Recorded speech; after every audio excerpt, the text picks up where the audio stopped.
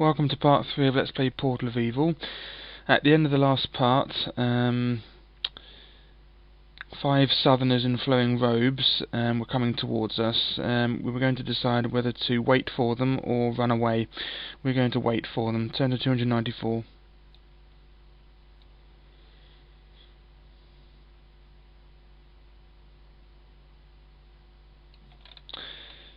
Okay. The dark-skinned horsemen surround you. The saddles and bridles of their ponies are decorated with coloured ribbons, and the southerners' robes are covered with silk sashes and ornate bandoliers of throwing knives. They are bandits. Each holds a curved scimitar. From your previous adventures, you have learnt to understand a little of the southerner's tongue, and so are able to follow him when their leader speaks. Look at this, a real person for a change. These are hard times for a gang of honest thieves, my friend. The pickings have been poor of late. There's no one in the forest but frightened goblins and those grey-faced, shriveled-up zombies. But maybe our luck's changed. Let's have a look at what you've got in that backpack. Come on, empty it out. And empty your purse, too. Will you obey his instructions, or will you draw your sword and fight? We're going to obey. Turn to 8. You upend your backpack and shake out your purse. All your belongings are lying on the grass. Do they include any gold pieces? Yep, we have 10. If so, turn to 92. If not, turn to 218. 92, off we go. Should just be here. Yep. What a paltry sum, guffaws the bandit's leader. Just our luck to come across the most destitute warrior in the whole of Cool. I'll tell you what, my friend, this gold of yours isn't enough to make you rich, and it matters to us still less. Let's have a little game. Let's wager these gold pieces on one throw of our swords. I'm sure you've seen the way we gamble in camp. Or, if you won't do that, let's have a decent fight. Cran here is our best swordsman. You can fight him for your money, and your other possessions, and your life. What do you say? The gambling it doesn't involve luck. It does involve luck, but not testing your luck. It involves throwing dice, I think, and you have to get more odd than even, I think. And if you lose all your possessions, which I don't really want to do. There is a way to get some money out of it, I think. If you get equal number of even and odd throws, he puts some money in the pot. And then you can get some money in theory as well, but winning is just 50-50. Either you'll get more even than odd, or more odd than even, and if you get more even, I think you lose. You don't die, you just lose all your possessions. So I'm going to choose to duel to the death with the bandit Cran. It's a difficult fight, but I'm hoping I'll be able to beat him, and then I won't have to lose any of my possessions. So 164.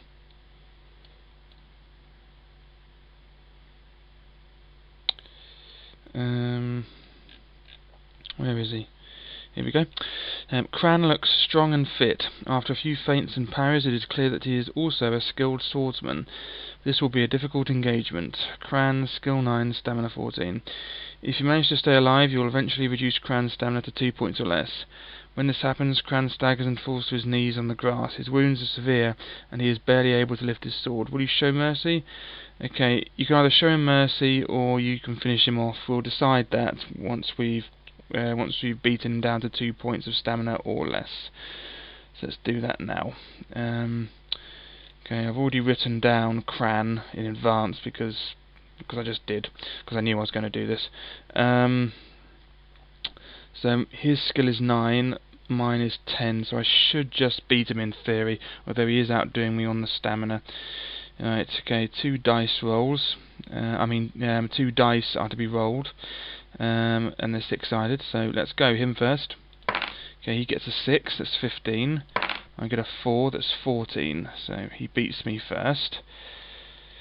15 to 14, that's annoyingly close.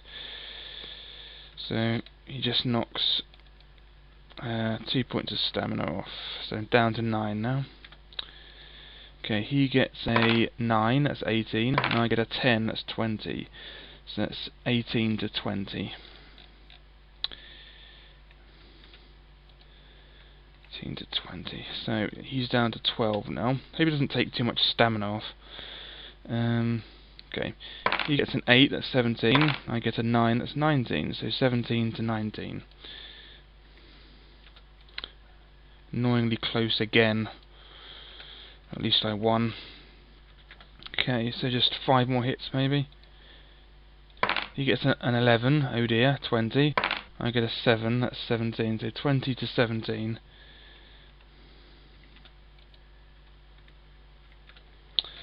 That's knocked me down to 7. Okay. He gets a 2, that's 11. And I get a 5, that's 15. So 11 to 15. That was a goodie. So 11 to 15, doing well. So he's down to 8. Okay, he gets a 7, that's 16. I get a 7, that's 17. So 16 to 17.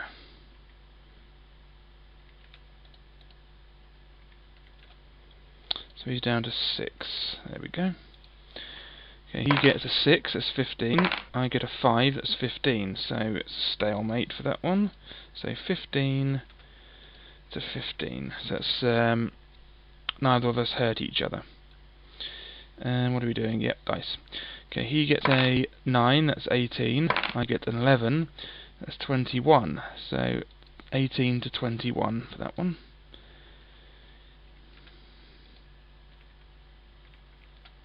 So he's down to 4. So just one more hit, and then I can choose whether to finish him off or to spare him.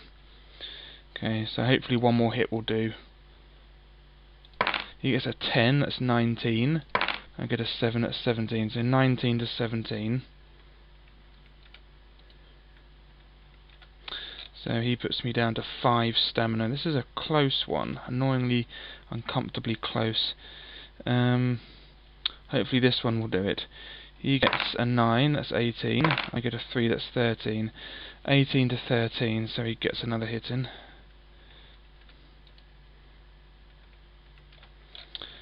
Okay, so I'm down to 3. This is very close. Hope I didn't make a mistake here.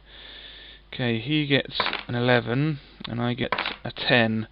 That's 20 to 20. Oh, that is so close. So that's a stalemate again. That's both 20. He gets 11 plus 9 is 20. I get 10 plus 10, which is 20. So my goodness me, this is close. Okay, so hopefully again one more hit. He gets a 4. That's 13. I get a 5. That's 15. So good. He's down to 2 now. So 13 to 15. And that's taken him down to 2. So now he's down to 2 stamina points or less, and I'm down to 3. Goodness me. I hope I don't run into another enemy after this one. Anyway, so when this happens, Cran staggers and falls to his knees on the grass. His wounds are severe, and he is barely able to lift his sword. Will you show mercy? If you hold your sword, point to Cran's throat, and ask the bandit leader to acknowledge his champion's defeat, turn to 261. If you finish Cran off with one final sword thrust, turn to 368. I think if you finish him off, all the bandits turn on you, so it's a good idea to show him some mercy. So turn to 261. Let's do that now.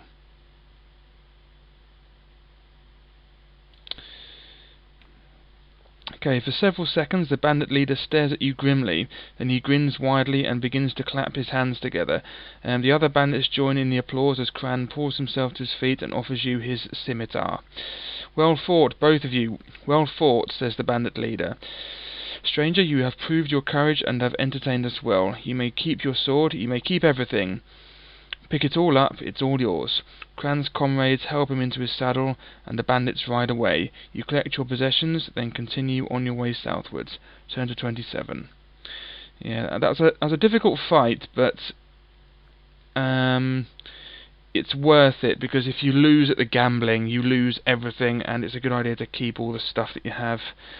Well, I like to anyway, so although there are some times when I've played this before when Cran has defeated me. He is a very difficult adversary, so you might want to gamble if you play this game, particularly if you have low skill. Like I I'd say only fight him if you have a minimum of 8 or 9 skill. If you have anything less than that, don't fight him because he's too difficult.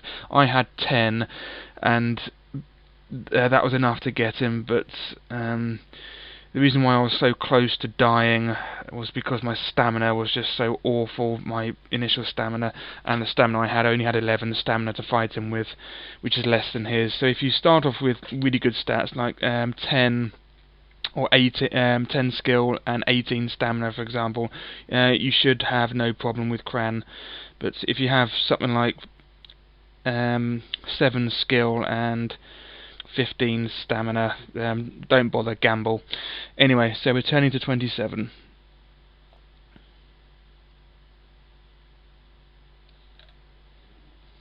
Oh, I think we know what we're doing. Yeah, that's the black figure.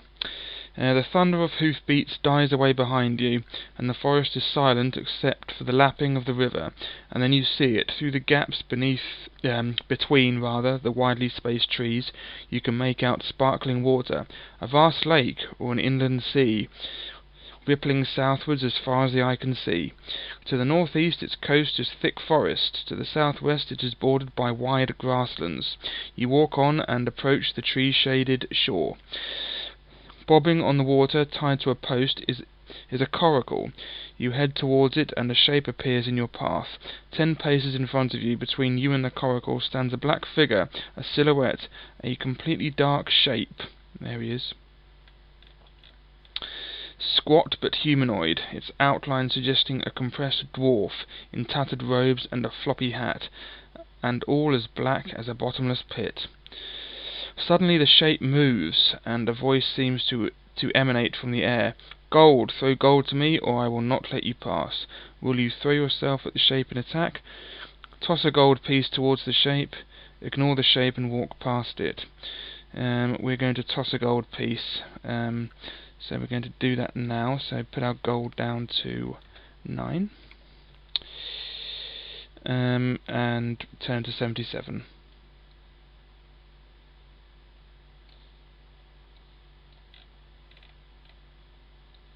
I hope we get up to that one. That's a really interesting puzzle. Took me a long time to work that out when I was younger. Although it is actually really easy once you go back to it. Anyway, the gold piece sparkles as it turns in the air. The strange black being makes no move either to catch the coin or to dodge it. The coin meets no resistance. It does not strike the dark figure, it simply disappears into the blackness as if it had been thrown down a deep well. Turn to 225.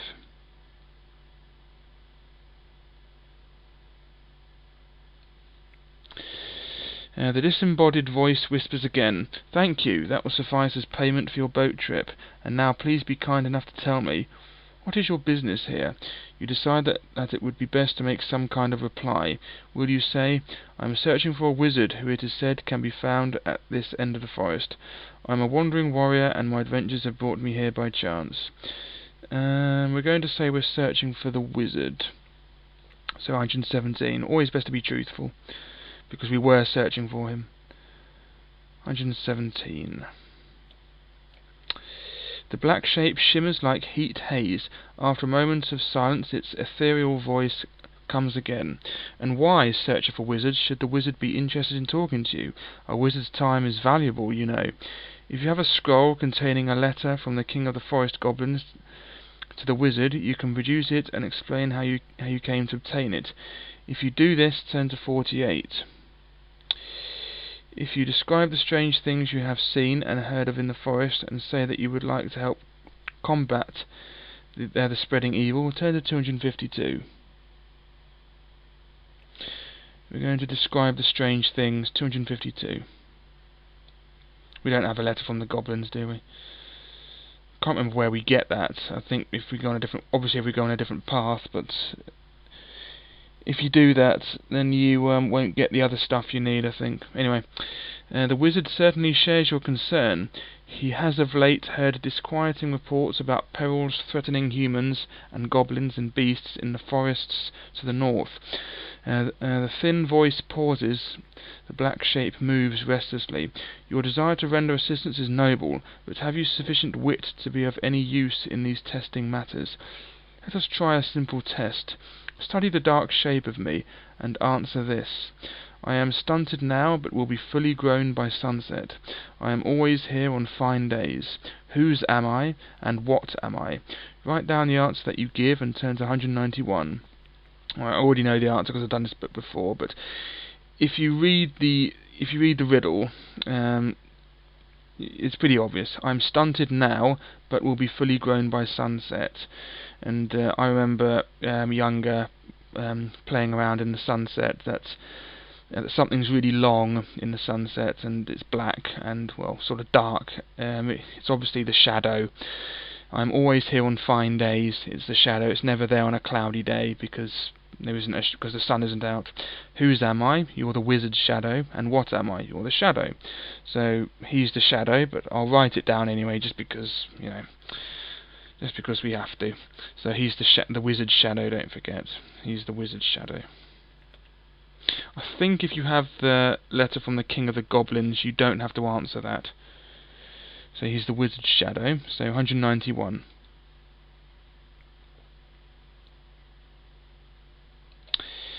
If the answer that you gave was, you are the wizard's shadow, turn to 48. You see, that's the same place we would have gone if we had the letter from the King of the Goblins. If you gave any other answer, turn to 23. So, 48.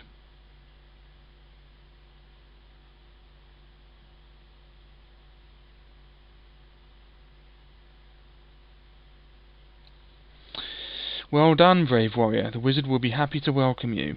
Please step into the coracle. It will take you to the wizard's home. The dark shadow vanishes. You paddle through the shallows and sit down inside the little round craft, which begins to drift away from the shore. A mist creeps across the surface of the water, obscuring the sun. Soon you are no longer able to see the shoreline. After some time, a shape looms out of the mist ahead of you.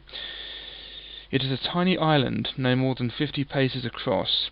The coracle draws towards it, and you see that its surface is piled high with rusty weapons, swords, spears, shields, bows. The coracle bumps against a post that stands in the water. The post once supported a notice board, but the inscription is so old that you cannot read it. You wonder what you are supposed to do. If you decide to throw your sword onto the rusty heap on the island, turn to 357. If you decide to keep your weapon, turn to 205. If you have no weapon, turn to 97.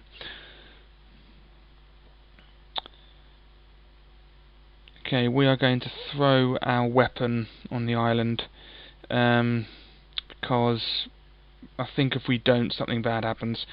357.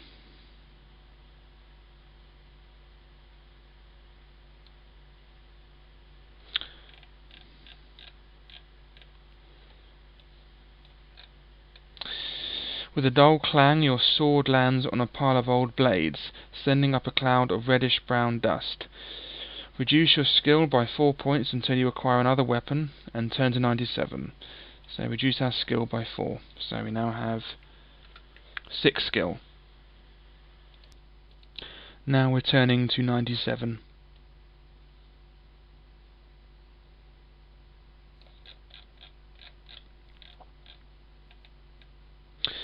Your coracle begins to drift away from the island of rusty weapons, and it is soon swallowed by the mist. After a while you see another, larger island appearing out of the haze. The sun breaks through and shines on wooded slopes. The coracle glides into a bay, where you see a figure waiting for you on the beach. It is a tiny old man, perhaps an old dwarf or goblin, wearing a tattered cloak and a floppy hat.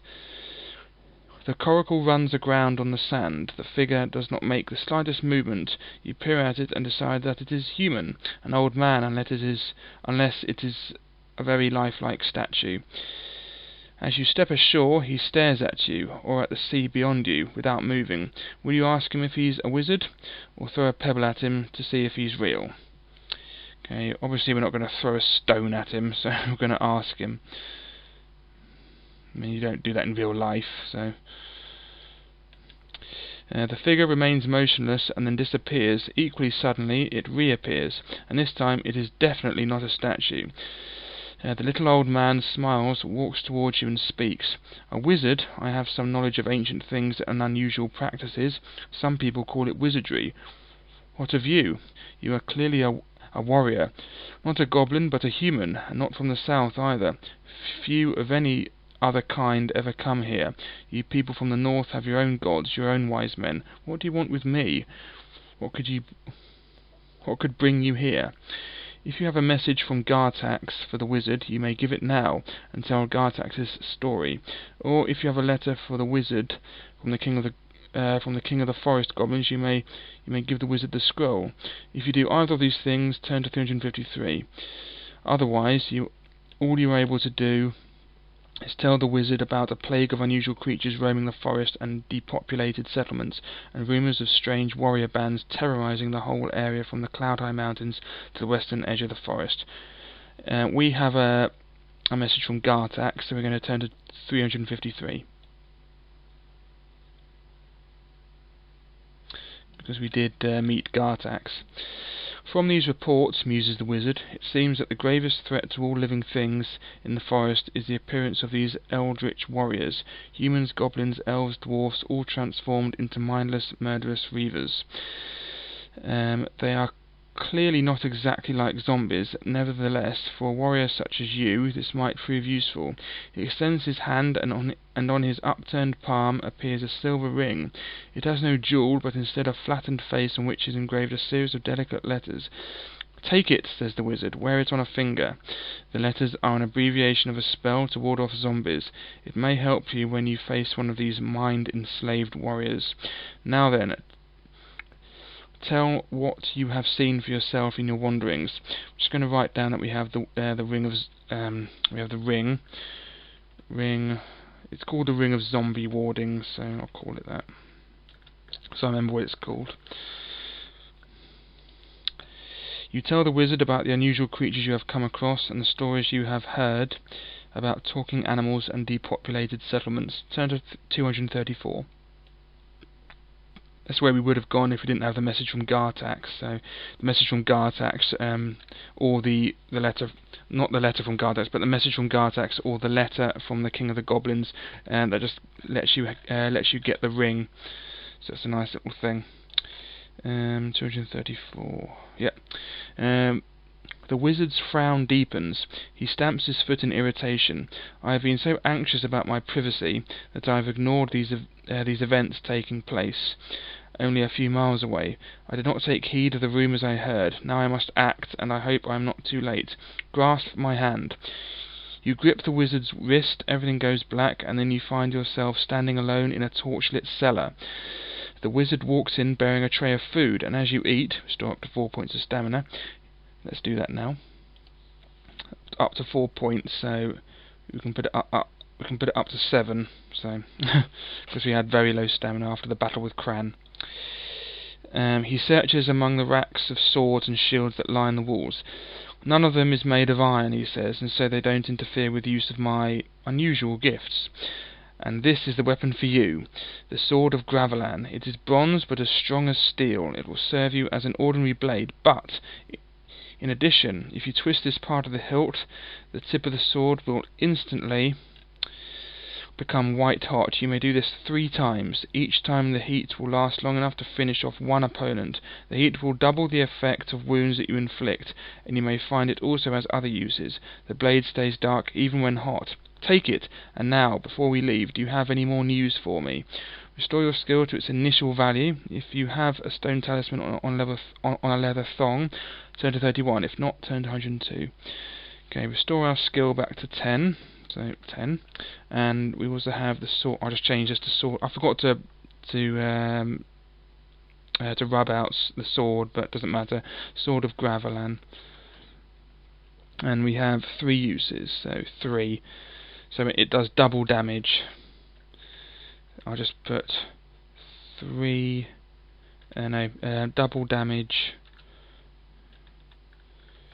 Double damage uses 3. Put that to lowercase, that's it. Nope, done it again. That's it. Okay.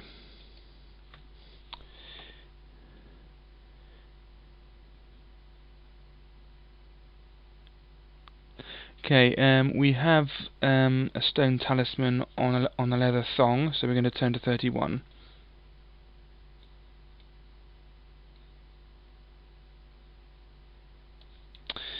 You pull the talisman from your backpack and let it hang by its thong. The wizard stares at it in disbelief, then stumbles backwards, his face white with horror and fear. "I think I know where I have seen these markings before," he whispers, "and, if I am right, this thing is more fearsome than my worst imaginings. Come up this stairway to my library." In a bright, book-lined gallery, the wizard pores over dusty tomes. You cannot read the ancient script that he is studying. "It is an old goblin tongue," he explains, "and the forest goblins no longer speak it, still less write it.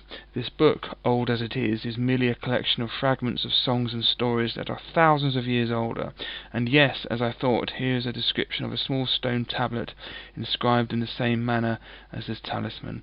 It is apparently a replica or representation of something larger. I suspect that it will require several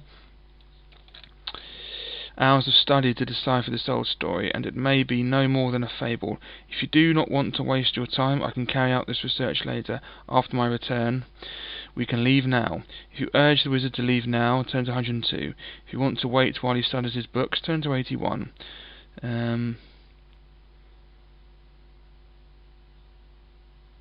We're going to wait because it's quite interesting. It's just a bit of backstory, I think. So 81.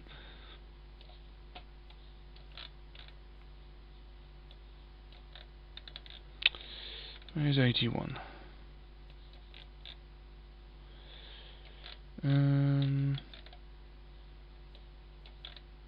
Annoyingly, I can't seem to find 81. It's not on here.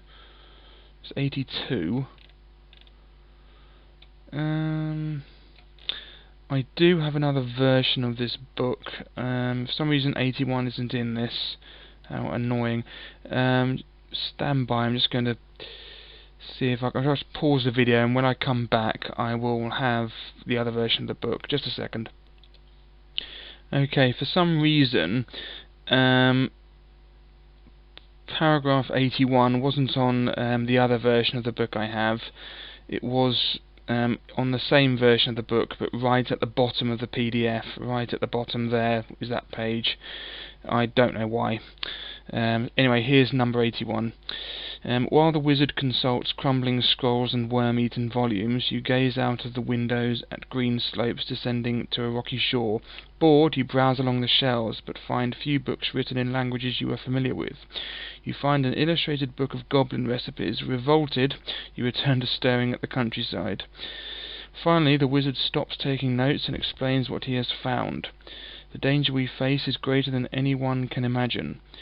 This evil has arisen before, many thousands of years ago, when only the goblins lived for hundreds of miles around. Underground, a source of evil was discovered, a gateway to another place, a forgotten ancient world of giant and unnatural beasts. This portal had, perhaps, existed since time began, allowing a few wandering animals and humanoids to pass through. The evil in the portal was quiescent, I don't know how to pronounce that, waiting, and one day a goblin war chief, proud and powerful, found the portal, entered it, and was held fast by the evil force. The war chief and the portal took strength from each other, and together they enslaved the population, creating an army of merciless thralls. Each wore a stone like the talisman you have shown me, but the goblin war chief was defeated. There are clues to help us. Turn to 199. Okay, 199. The goblin war chief made his base on the other side of the portal, in the Forgotten Land. He thought he was safe there, believing that anyone from this world who passed beneath the portal would be enslaved, or, if his will was too strong for slavery, would be transformed into an animal, or, in the last resort, simply exterminated by the power of the portal. But the goblins found a hero, one of their own race, who was brave and strong, and who, by chance, found the means to pass safely through the portal. He took with him 2 animals and many flaming torches, for the portal was deep underground, and it seems that, after the portal failed to enslave him, it could not change him into an animal either, because he had 2 other creatures with him, and this dissipated the portal's power, nor could it destroy him, because he was surrounded by light. Once through the portal, the hero found the war chief and slew him. Returning through the portal, he ordered that it be sealed below ground forever. I would guess that the recent mine workings have undone the concealment that the goblins undertook all those thousands of years ago. Another great evil-doer has found the portal, another warlord has arisen, but at least we have some clues about how to find and destroy him. Now we must depart. Turn to 102.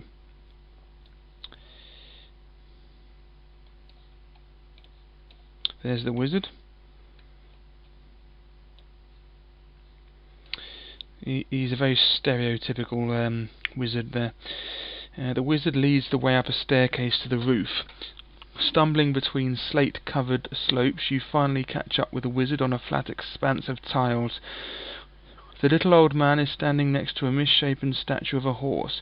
It is made of bronze and gleams brilliantly. Not as elegant as a Pegasus, I admit, says the wizard, but rather more reliable. And it is all my own work. Now jump on behind me, and don't forget to hold on to the handles. The wizard settles in the front saddle and moves some of the glass rods that bristle from the horse's mane. Sparks sizzle from under the metal hoofs, and the machine is airborne. It rises through the thick mist that surrounds the wizard's residence, and then you are out in the sunlight, with the blue expanse of the lake beneath you. And, you notice, no sign either of any mist or of any islands in the lake. The wizard turns to you. I'm going to Klein Castle to try to organize some coordinated action against this rising evil. You should come too. We'll need doughty warriors, but I'll put you down in the forest if you'd prefer it. Will you go with the wizard to Klein Castle, or ask to be left in the forest? We'll go to Klein Castle, of course. 398.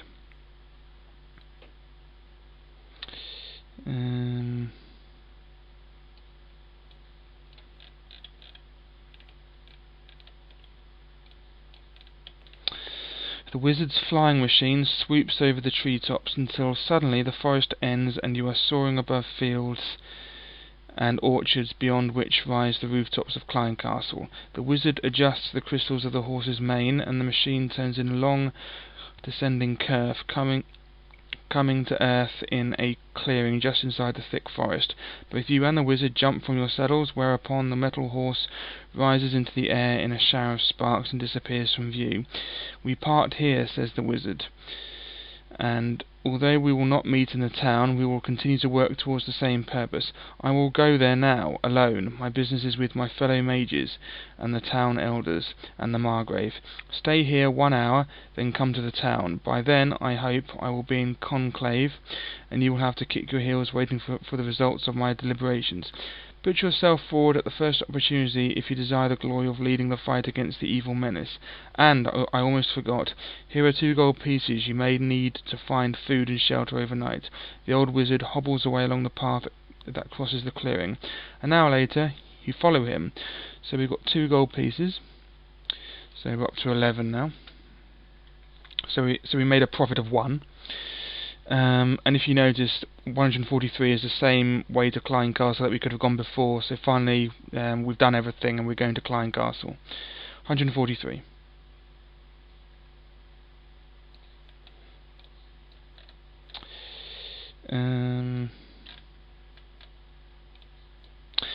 The track leads you out of the forest, and you can make out the town of Klein Castle nestling in a hollow between gentle grassy slopes. The old town, no more than 2 crossed streets, and a jumble of tall, thin houses protected by an ancient fortified wall, has been surrounded by new suburbs. Spacious mansions belonging to the merchants and mine owners alternate with patches of wretched shantytown. The gold rush has caused a frenzy of new building, but the most impressive edifice is still the Margrave's castle, its turrets outtopping even the grandest of the new villas. As you enter the town, you are amazed at the throng of people. You realize that, with evening approaching, you will have to find a bed for the night. If you have some money, turn to 271. If you have no money, turn to 181. Okay, we have some money.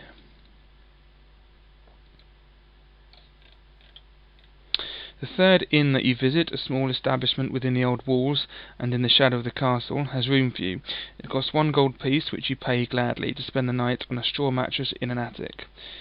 Okay, so down to 10 again, because you spent a gold piece. You sleep well and wake in the morning feeling very hungry. If you do not eat, you will lose 4 points from your stamina. You can avoid this by eating one meal from your provisions, if you have any. Alternatively, if you have money, you can obtain an excellent breakfast from the innkeeper at the cost of another 1 gold piece. I will do that instead of using my provisions. I will use another gold piece.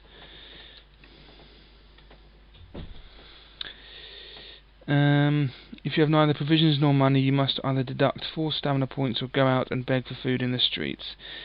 Make all necessary adjustments to your adventure sheet and then turn to 61. So we just ate food to avoid deducting stamina points, so we didn't gain any. Anyway, turn to 61. We're not going to beg for food. 61. That's quite risky doing that. You join the excited crowds heading for the market square. You overhear gossip. The town aldermen, the Margrave and his lieutenants, and the chief priests from the temples have been in conclave for days. A mysterious wizard has arrived to join their deliberations. There will be an announcement at the public meeting today. Clyne Castle's dignitaries are gathered together on a platform in the square. Spectators point out, for your benefit, the most important ones: the Margrave, tall and young, the elderly priests, the merchants and the mine owners, among them Gloton, who addresses the crowd. You all know, shouts the short, stout mine owner, that I have long been worried about events in the forest. I hope that among you are some brave warriors who have responded to my previous appeals. The Margrave now shares my fears, and we have recent news that this situation is even worse than we had thought. An ancient evil, a gateway between our world and another, has come to life. With its help, a warlord has arisen and commands an ever-growing army of slave warriors. We must unite to form an army of our own, and to buy time we must find a champion who will try to find and defeat the warlord. The champion will be chosen by tournament. Contestants for this position, to the platform, please. Will you enter the tournament, or will you set out for the forest immediately?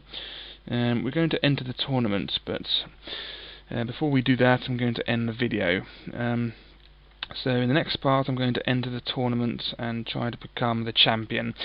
If you do, you get loads of stuff, which is really good for the adventure ahead.